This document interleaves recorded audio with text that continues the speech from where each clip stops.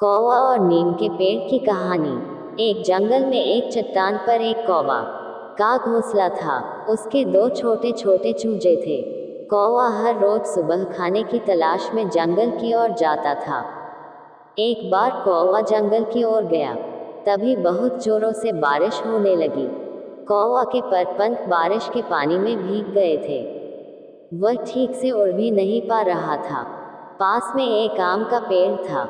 कौवा ने थोड़ी देर आम के पेड़ पर बैठ जाता हूँ, पंख सूखने के बाद वापस उड़ जाऊंगा।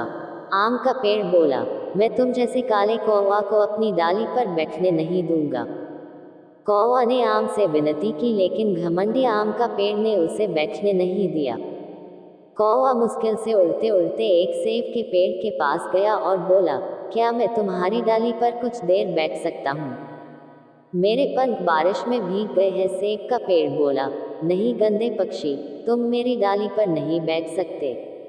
तुम मेरे मीठे फल को नुकसान पहुंचा दोगे। सेब के पेड़ ने भी मना कर दिया।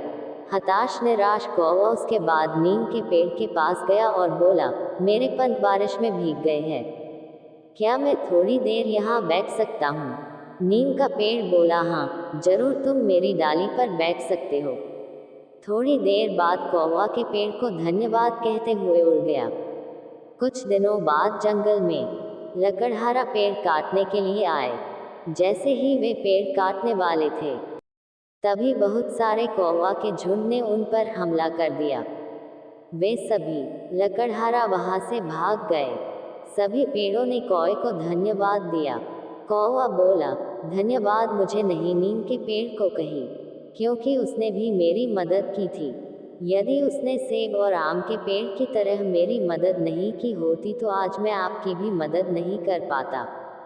ये सुनकर सेब के पेड़ और आम के पेड़ ने शर्मिंदा होकर कौवे से माफी मांगी।